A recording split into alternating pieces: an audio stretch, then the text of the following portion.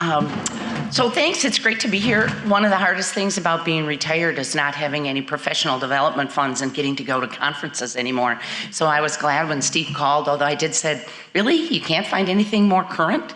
So what I'd like to think is that the survey that we did could be a basis for other things, and you'll hear Deanna and Frida talk about how they took some of the questions and went from there.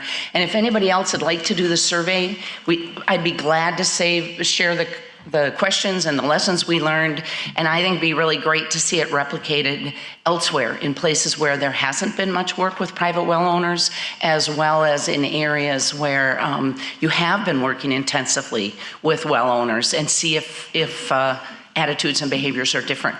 And there might be different behaviors elsewhere regionally in the country as well. So where am I pointing this? There we go. So we really wanted to understand the factors that influence people's water testing behavior and identify the barriers and challenges. What do they see as the barriers to testing? And then more importantly, what can we learn and what can we do differently to help people understand, educate folks about the need for well testing?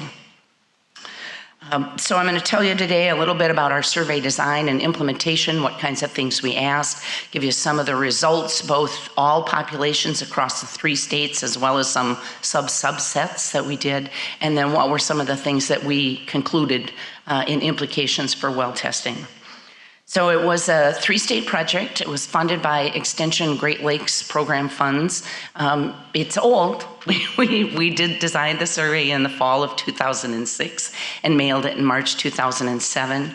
We had 600 surveys that we sent out both in Minnesota and Michigan, and 1,400 in Wisconsin. Wisconsin also had some extra funding, some Blue Cross Blue Shield funds for a healthier Wisconsin, so they could do more surveys.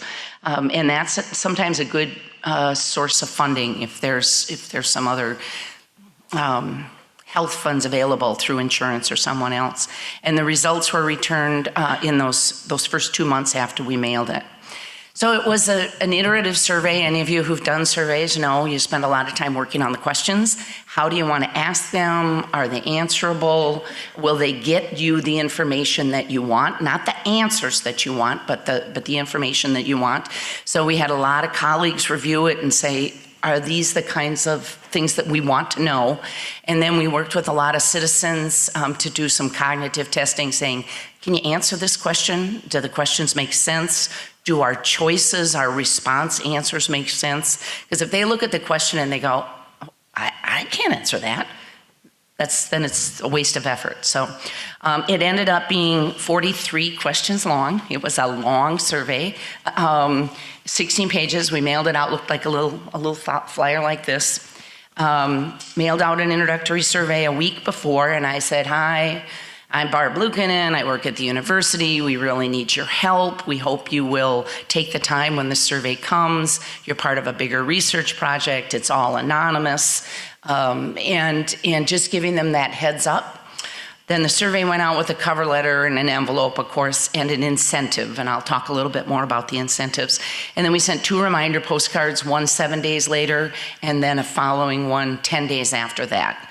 And those went to everyone, and it said, you may have already returned your survey, thank you very much, but this is anonymous, and we wanted to underscore that their data was anonymous, so we don't know who's returned them yet. So those are the surveys. They were the same in Minnesota, Wisconsin, and Michigan, except that we changed the agency names. You know, in Minnesota, we had the Pollution Control and the Minnesota Department of Health. In Michigan, they had the Department of Environmental Quality. And so other than those labels, the questions were the same. And then there are 2 versions. We focused on areas in counties that had high nitrate or high arsenic. And so the one survey has 3 questions that focus on arsenic, and the other has 3 that focus on nitrate. But otherwise, they were the same. So we had 3 counties in Minnesota that we sampled. For what it's worth, Otter Tail, McLeod, and Dakota County. So rural counties, as well as Dakota County is in the south metro of the Twin Cities. There were 9 counties in Wisconsin, 4 in Michigan. We also did some participants, some people that had participated in a well testing survey or clinic. So we knew they had tested their water, we knew they had test results. In Minnesota and Michigan, from those program participants, we selected survey respondents randomly within those program participants. In Wisconsin, they surveyed people, specifically those that had high arsenic, because they wanted to look at whether the testing clinic that they'd been through, the information they already had, affected their behaviors. But then of all the people that were non-test participants or non-program residents, they were all randomly selected. So we used tax rolls in the counties. Most of the time we could get the tax rolls electronically, and I think by now, hopefully everybody could get the tax rolls electronically. We had some that we just had to get paper copies and then go through and take every 10th household to get random. But the challenges with the survey, of course, developing the questions. We had to go through the internal review board at the University of Minnesota and of course at Michigan State and the University of Wisconsin, because we were working with human subjects, even though it was a survey. Dealing with all those addresses and tax files, signing and mailing all those 2,700 pieces of paper and postcards and things was a challenge. And then we had the incentives, and in Minnesota we used $2 bills, and I found that I couldn't get nice, crisp $2 bills. So I think the statute of limitations on this has expired because it's illegal to launder money, but I did wash and iron the $2 bills, so they were nice and crisp, and it was very interesting. I had 3 or 4 people return the $2 bills with their survey that said, "Thank you, I don't need to get paid to do my duty as a citizen, to be a citizen scientist." And so it was interesting. One woman was really insulted that we'd sent her a $2 bill. So, but it was in Wisconsin, they also sent a $2 bill plus a coupon for a free water test. And we sent just the $2 bill. In Michigan, they couldn't get approval to send out the $2 bill, so they just sent the coupon for the free water test. And so you'll see that our return rates are a little different. Michigan always says, well, it's because we couldn't send the $2 bill. And we all just said, well, it's because people in Wisconsin and Minnesota are better. So anyway, we got 1,700 returns for a 64% return rate, which isn't bad given that it was a 43 question survey. It was a long survey. And there were interesting skips in it. So if you've ever had your well tested, skip these questions and go to question 28. If you've never had it, do this. So there was some challenges to following the thing as well. Demographics, about evenly split, a few more men in Minnesota, and I noticed with your survey there were more men that responded too. And the mean age was about 50 across the 3 states. So the category of age 40 to 49 years was rated as a 3, and 50 to 59 was listed as a 4. So the average comes out to be about 50 years. These people have been in their houses a long time, on average almost 20 years. There was a really wide standard deviation on this, but these were long-time homeowners. When we did have a survey that was sent out, if it was returned, if the people had moved and it was returned, we sent another random survey in that county. About a third had children in the home, and they were relatively highly educated, so something above high school. And then we said, well, are those survey respondents representative? So we looked at the census data for the different counties, the education level for our survey takers was a little bit higher in most of the counties, although not all, and the income levels of the respondents were higher than the county averages, the census data, but not all. I was just gonna, so the average income from census data was $41,000. The average income among the survey participants was greater than $100,000. So not all of the counties had higher, but part of that is private homeowners would be a little higher than the average census data anyways. So on to the results, talking about how they use their water and related beliefs, practices, why they test, why they don't test, do they test or have they, and then what do they see as their needs and preferences for information and testing opportunities. Do they drink their untreated well water? We asked a whole series of questions about untreated and then a whole series of questions about treated well water. So this is a little complicated, but those first two, the options are seldom to never, some of the time, or mostly or always. So 33% of the respondents from across the state, all 3 states, said about a third of the time they drink their untreated well water. About 50% say they don't drink it. And those numbers didn't necessarily correlate well with some of the other questions. So it's not always easy to sort through why do people respond this way and then seemingly respond a different way later. But when we pulled out a subset of people who had been part of a program in Wisconsin where they'd had the arsenic tested in their water and we knew they had a high arsenic test result greater than 10 parts per million or billion, 15% still drank their water most of the time. And about 3/4 said they seldom to never drank it. We asked a separate question. I see that stippling sort of ends up a little odd, but the 14% mostly to always purchase bottled water for drinking, a little bit higher for arsenic. So we hope those folks with high arsenic levels have chosen some other option for water treatment, but they aren't buying bottled water instead. We also asked, do they drink, is their water treated? Do they drink their water that's treated, filtered, softened? What's their overall opinion about the quality of their untreated drinking water or untreated well water? How happy are they with the taste, odor, look, and hardness? And each of these were individual options under a question. So not only was it 43 questions, the survey, but some of the questions had 5 or 6 sub-bullets to respond to. And then if they have any treatment, what kind of treatment? So just a little bit on water treatment. What kinds of treatment do they use? Is it point of use, point of entry, whole house treatment, water softener, filters, RO? How often do they maintain that treatment system if they have one? And then we also asked who is the primary decision maker, because we thought we'd get at, is it the person who's doing the questionnaire? Is it the wife who's driving the decisions? Is it the husband? And this is a question I'd drop out if I redid the survey because it just became too cumbersome to try to figure out really who's the driving force here in making that decision. That was something we thought might help us appeal to one part of the household or another if we knew if it was the person who also filled out the survey, if it was the spouse, whatever. So that was that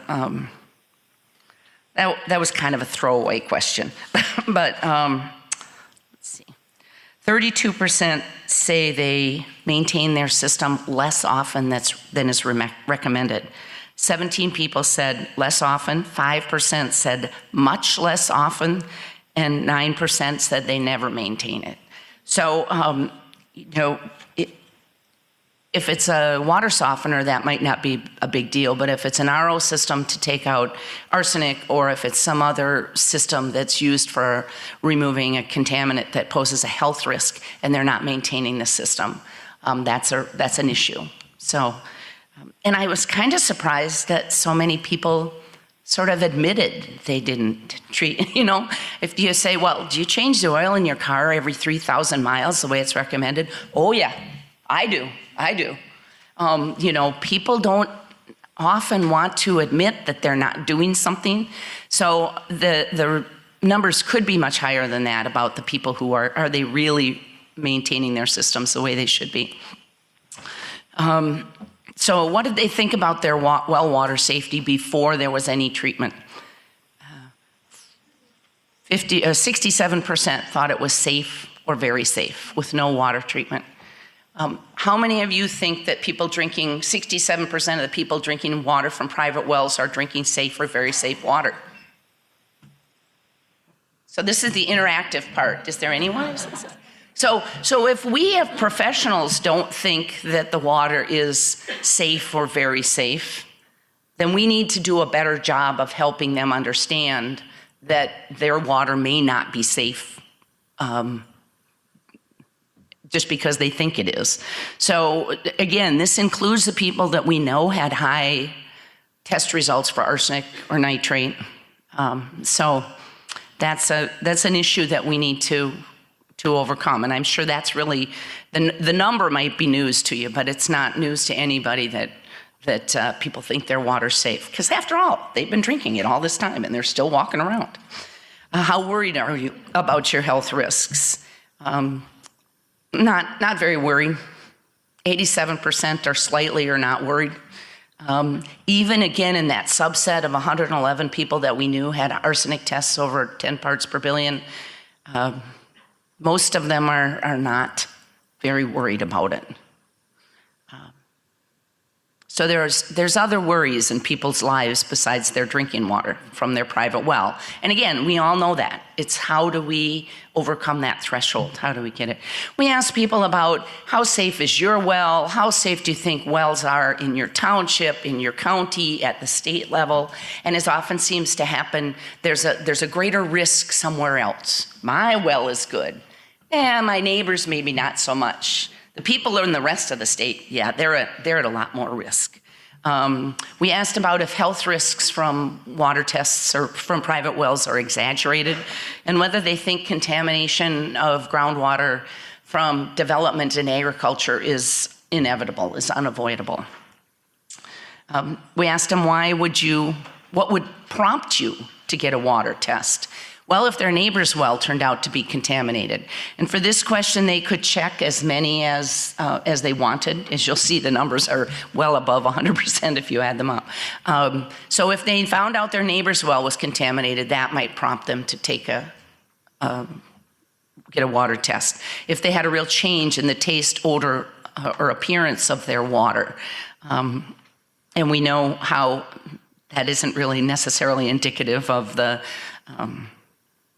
health risks associated with their water. But if there was a testing program available, so 2/3 of the people said, if there was a program available in my county or my community, I would test. So that's, again, another prompt for us, if we can make it easy for folks. If they had unexplained health problems, if there was contamination in the area that they heard, again, not as significant as if their neighbor's well was contaminated. So many of these people lived in communities where we'd done testing programs and clinics around arsenic or nitrate. So it had been in the news, it had been in their papers, that kind of thing, but it wasn't as high a prompt, just that there was contamination in their area or their county.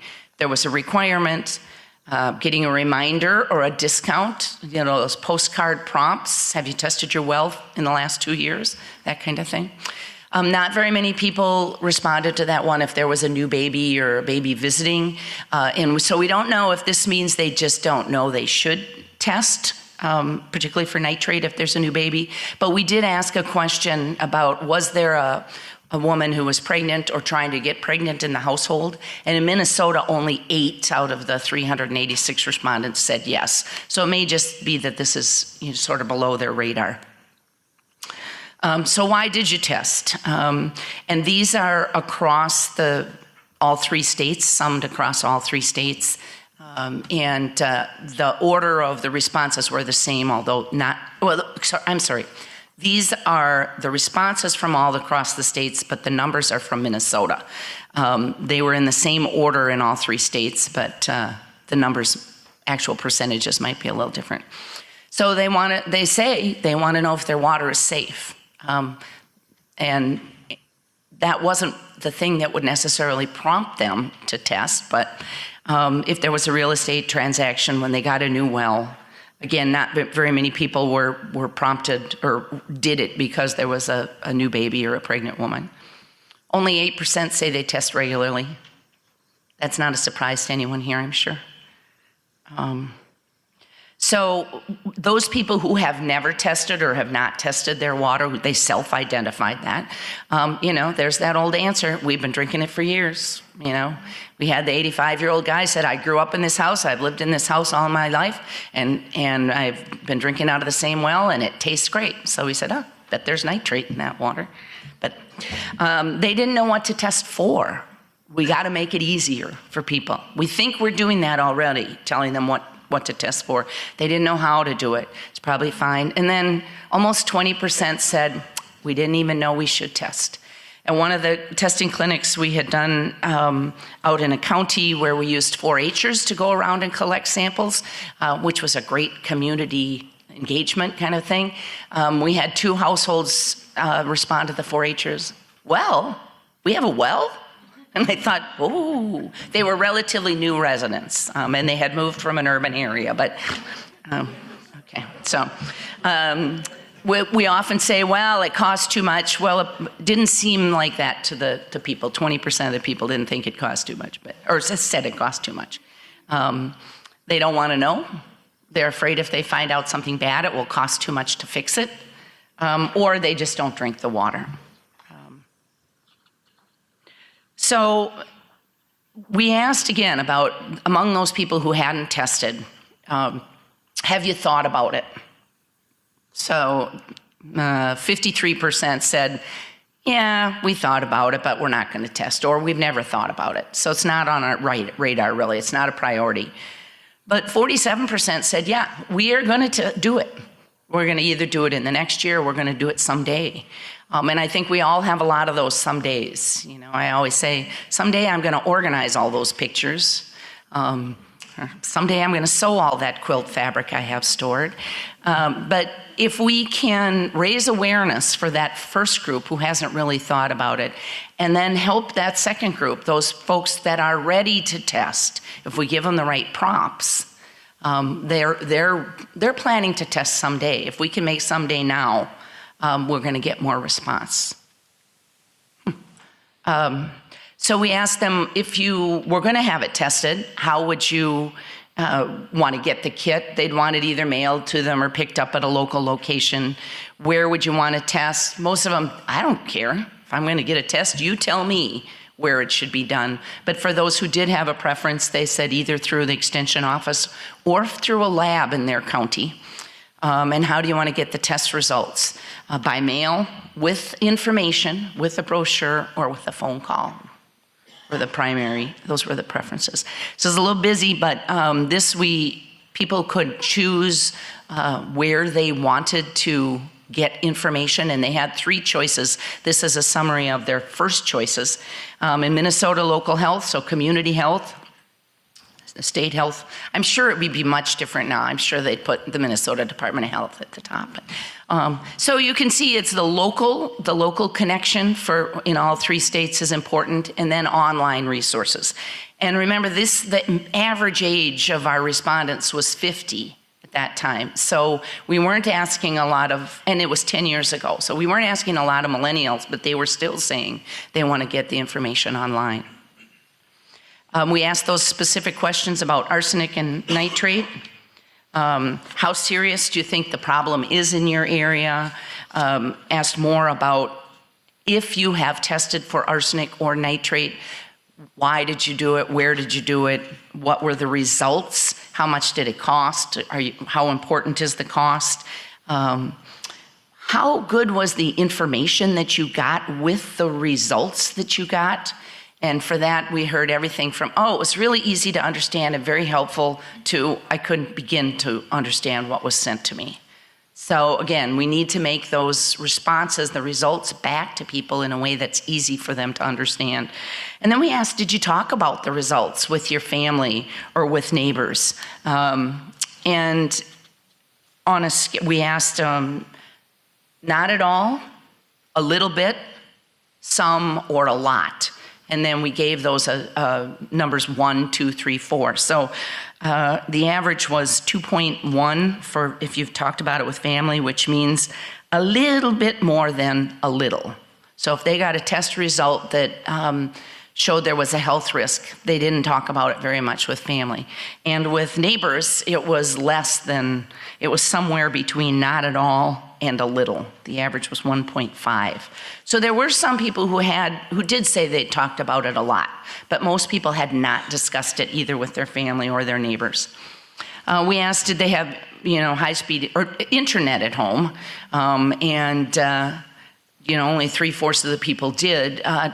To this day, even 10 years later, in northern Minnesota, there are a lot of people that don't have high-speed internet. So that's an issue. I'd word this question differently were I to do the survey again. But it did help us because folks kept saying, oh, we'll just do stuff on the internet. Well, people didn't have access. So people believe their water's safe. Sometimes they don't have any validating information. A lot of the people who said their water was very safe or safe had never had a water test. They don't know they don't know that they should test. They don't know what to test for or how to test. For some people, cost was an issue, but that wasn't the highest or the greatest barrier. I didn't talk about this, but one of the things we found in Wisconsin, where they knew they were in high arsenic areas, they found that if there was a local risk of arsenic, there was a higher rate of people choosing to test outside of a program. That didn't hold true for the areas where we surveyed that we knew were high in nitrate. And then people want information from local sources and online. So again, there's our funding. There's my and it's the attendees list in the book is fabulous to be able to get it. And I don't know about you, but I really like having people's slides in front of me so that I don't have to take so many notes, the numbers. So that's all. Time for questions? Or are we transitioning? Plenty of time. Questions? Yeah. Okay. How'd you convince them that they're going to remain anonymous? They said you knew what address you mailed this to. Yeah. So we told them that there would be no individual results published, that everything would be published as in aggregate. I did give you a couple anecdotes, but you notice there wasn't anything that said that Joe Schmo, who lived at 123 Maple Hill, said this. So we did write that in the cover letter, and again in the introductory letter and the cover letter. We did provide them fact sheet summaries that we had put together that sort of said very general conclusions. We mailed those out, and frankly, if the surveys were numbered on the back, so if there was a little number right in here, and we did that really because if there turned out to be an issue, a real issue with it, we did want to be able to get hold of them. But we honestly didn't pull out any data. One other thing I forgot to say, we did add 3 questions on the end that were kind of open-ended. Do you have any questions about your well water or well water testing? We're interested in making it easier for well owners to have their water tested. Do you have any suggestions? Please share any additional comments or recommendations. That's a real mistake. We got a lot of, it wasn't bad to ask the comments, but we got people who had questions. And then we felt that we needed to respond to people. And so that was a learning lesson for us. It was great to hear other comments or suggestions, but I would never put in something where they could ask a question about their well water, expecting that we would be able to help them. So did I answer about the anonymous? They seemed to believe us, and we really were. I'll just yell. Yeah. If you were to do this again, would you put an online component to it, as far as letting people go online and answer the questions, Like SurveyMonkey or something. Yes, she said, if we did it again, would we do it as an online option? And I would say yes, although from what I hear, I haven't looked at all the latest survey data, it's really easy to sort of ignore those online pleas for things. And we would have a harder time, we knew all the cream-colored surveys went to counties with high nitrate. So we might have some, but I think it'd be a great thing to explore, to do it online, or to do an online and a print and compare. Yeah. Hi, so there's a slide that who would you look to first for your well water Yeah. information? Yeah. Only in Wisconsin, they said the water testing lab. Why do you have any insight as to why that might be versus Minnesota? So the Wisconsin people might be able to answer this more than I. I only see one Wisconsin person that I know, but they do have, don't a lot of the counties have county testing labs?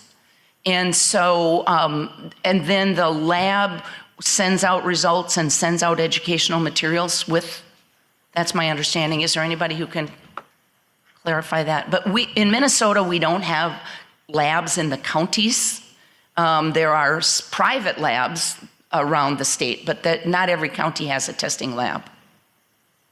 It's probably just a communication issue, just that the state lab is just going out. It's a communication issue. The state lab is well known. Yeah. I'm in Virginia, Uh-huh. and our demographic is very similar when it comes to age. Like, we get these people that have been in their homes for 20 years and they're 55. Do you have any ideas for how you would try to reach people with young families, and how you might do that differently if you were to try to reach them as an audience? You could take, the question was, how would you reach, her demographics in Virginia are similar, older, long time in the house. How would you work to reach the younger audiences or younger, shorter term home ownership and younger families? And I think you could sort by other parameters. You could, if you can get the tax rolls, or you could get some other information and sort by families or by criteria that focus on families. With a strict random selection from the tax rolls, we couldn't do that. And so, we only got a response, about a third of the households had children. Does that mean that older people without kids have more time to fill out a survey? Probably. So, I don't know that it's representative. I would say we probably got a random distribution that we sent them out to. I would say we did not necessarily get a random response. Yeah. Barb, Last question. Did you, in your survey, ask any questions about whether anyone in the household had a chronic or life-threatening illness? And then what did you learn from that subset? No, we didn't ask that question. That's a really good idea. It's a real good addition. So, and if anybody wants the survey or wants any more information or the copies of the cover letters or postcards that we sent, I'd be glad to send them. So my email's in the book. Okay. Hang on. One more. Last question. Oh, yeah. Did any of those states have like time to transfer? Yes, did the states, the Statistic for the realtor was pretty low, where right. a lot of what we see is that's top of the line because it always happens. At the time of property transfer, they get a well. And that's usually driven actually by, at least in Minnesota, Wisconsin, Michigan, by the financial institution. In Dakota County, one of the counties that we tested in Minnesota, or surveyed in Minnesota, there's actually a county ordinance, that requires a test at property transfer, even if the financial institution doesn't require it. And so we had people who lived in their houses a long time, so most of those people hadn't recently moved. So.